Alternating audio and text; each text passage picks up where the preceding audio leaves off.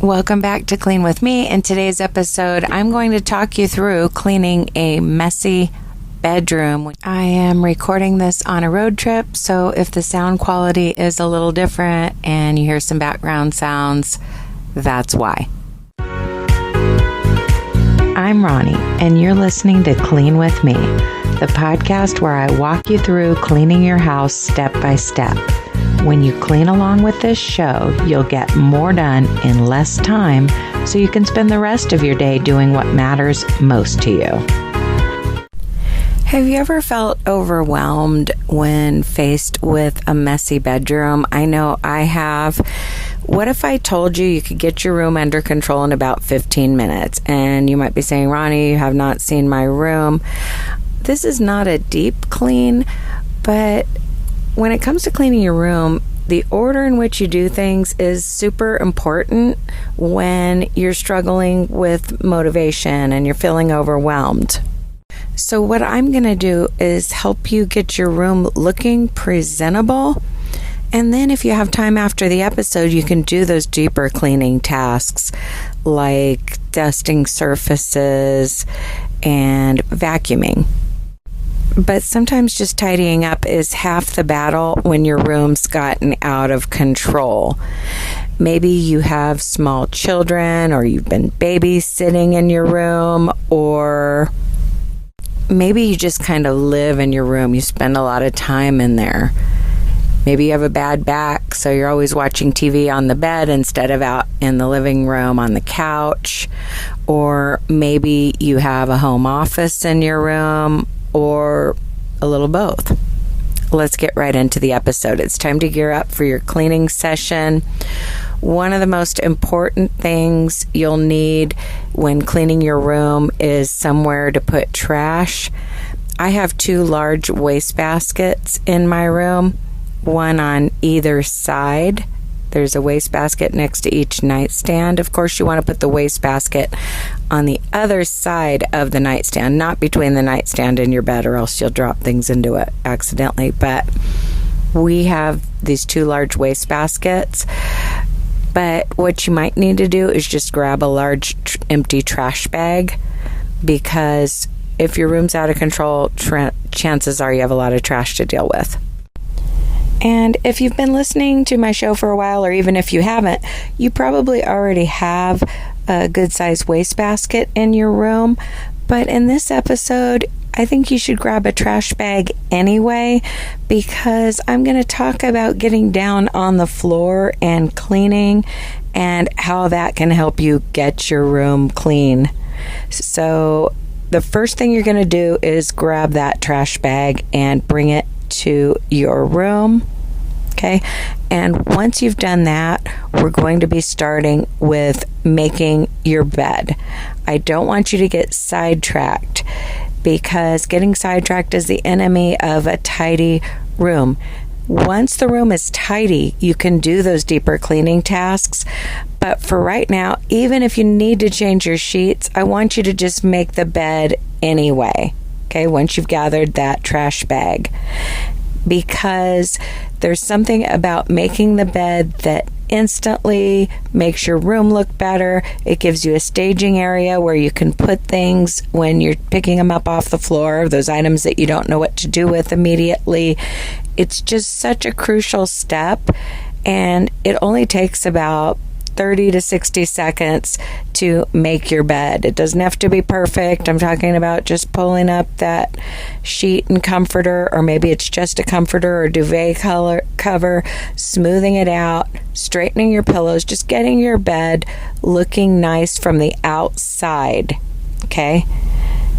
I'm not talking about perfect hospital corners with the sheets or anything. I'm talking about covering your bed and smoothing it out, straightening the pillows so that it looks presentable. Okay, now look around. Your room already looks so much better. Even if there's stuff all over the floor, it looks like you're a tidy person and you're getting ready to clean your room and there's hope for your room. But I think sometimes what makes cleaning your room tedious is all of the bending that you do. or maybe thinking you've picked up and then noticing some other things. So what I want you to do after you've made the bed is get down on the floor with your trash bag. Okay? You could be sitting on your rear end, or you could be on your hands and knees, whatever makes more sense to you or is more comfortable to you. And I want you to start in one corner of your room and just kind of work your way around. When you find obvious trash, it's going to go into that bag. When you find something else, you can put it in a little pile for now. Or if you can reach the bed from where you're sitting, place it on top of the bed. But you're going to pick up random items off of the floor, and some of them are going to be trash, they're going to be discarded, and others are going to go in a pile for putting them away.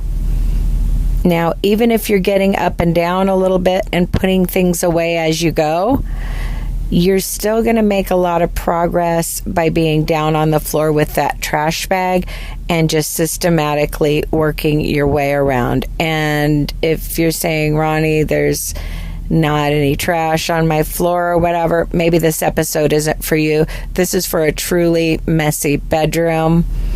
You might even be a kid cleaning along with this episode. Okay? And sometimes pets can drag trash into your room. Sometimes toddlers, whether they're your own kids, your nieces, nephews, or grandkids, can drag trash into your room, or maybe you or your spouse drop some items on the floor. I don't know how your room got this way. No judgment here, though. It happens. But what I want you to do is be down on the floor, just systematically clearing it. Okay, and kind of, moving as you go. Once you've cleared that first corner that you started on, you're going to continue and, move a couple feet over with your trash bag and keep picking up. And usually we start with things like clearing the nightstand or whatever, but a lot of times when you're overwhelmed, it's because your floor is cluttered. So we're going to get to those upper surfaces like your nightstand and your dresser in this episode. We're going to get, those items put away. But for right now, I want you to have that immediate sense of accomplishment of getting the floor of your room cleared. While you're working systematically to clear your floor, I'll talk about some things that might be distracting you during your bedroom cleaning sessions. Okay, for some of us, it's clean laundry.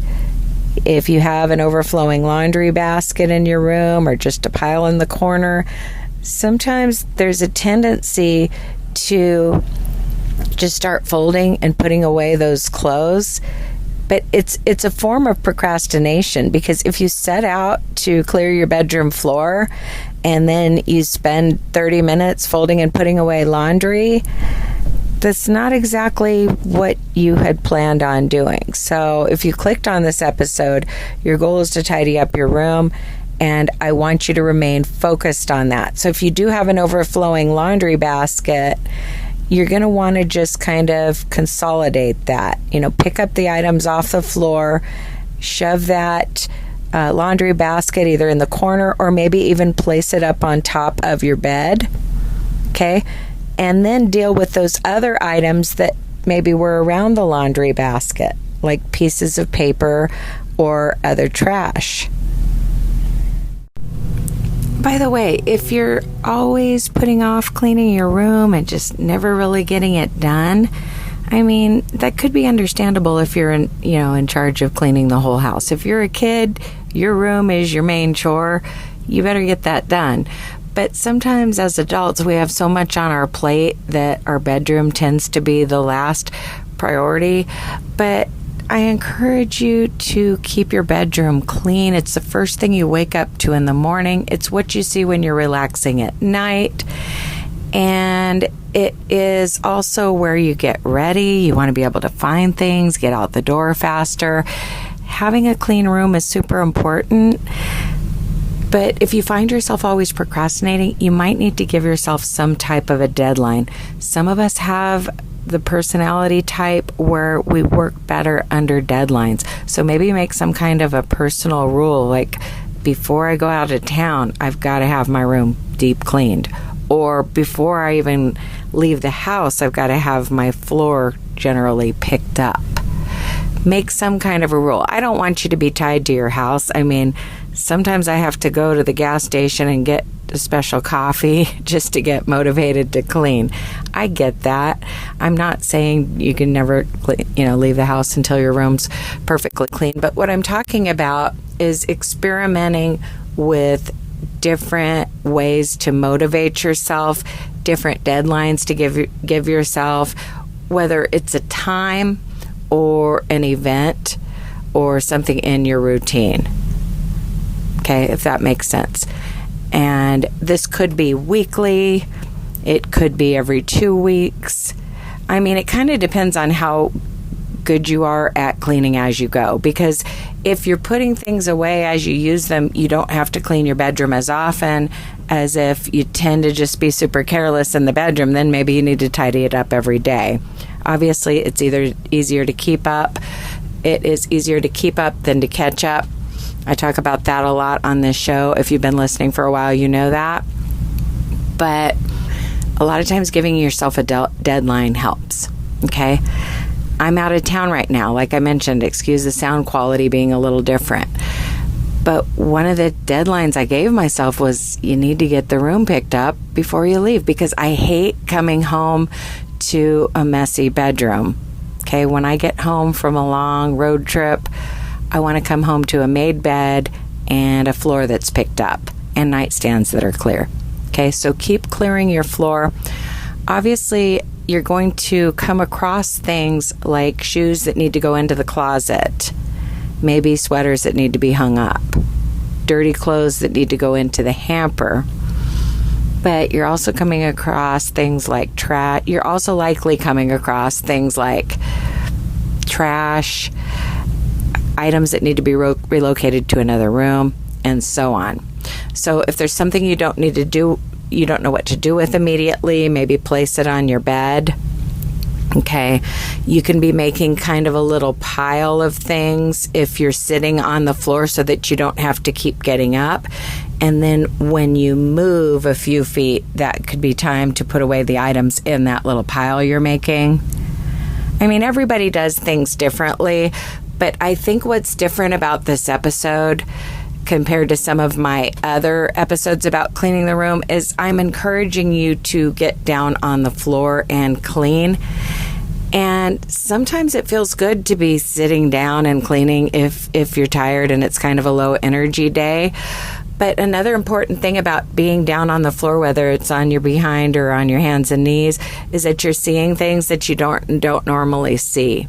Okay, if you're just quickly tidying up your room and bending over and picking things up, you might not notice those items that fell behind the nightstand or those things that are under the ironing board or just otherwise along the walls around the perimeter of your room. Okay, also when you're systematically cleaning your room based on just the floor space, you'll get to something like a recliner maybe, and you'll tip it up and look under that recliner and get the things out from under it. You just tend to be more thorough when you're down on the floor. And if your room's super messy, I'm sure that means you've got items on the floor. Okay, I don't think there are that many people with a clear floor and then just every surface cluttered. I mean, it's a thing. There are people out there who do that. I've talked about this before, but years ago I stayed with a lady temporarily just when I was looking for a place to live or whatever, when I was young and single, and I was still a teenager. She had a very tidy home. Like, her carpet and floors were always clear, vacuumed, but every cupboard and every drawer was just overstuffed with things. But even her upper surfaces were clear, like her countertops and whatnot. Just everything was stored out of sight. but she needed to take some time to go through and, get rid of the stuff that she was hoarding in every drawer and cupboard. They're all different styles of messiness, but most people are not cluttering just their nightstands and dresser without cluttering the floors too, especially around the perimeters of your room. So hopefully you are picking up systematically and just clearing every square inch of carpeting in your room. If there's something you've been storing on the floor, maybe consider putting it under your bed or in the closet to expose more of your carpet or floor and make your room look tidier. Hopefully you've been a busy little bee, just putting things in your trash bag, picking up your floor inch by inch, putting your shoes in the closet, hanging up your sweater, or putting dirty clothes in the hamper, and you've gotten your room cleared. But if not, you may want to pause the episode and listen to some music, or rewind it and re-listen to the first part of the episode. But I'm pressed for time. Like I mentioned, I'm on a road trip. Excuse the sound quality. I'm recording into my phone.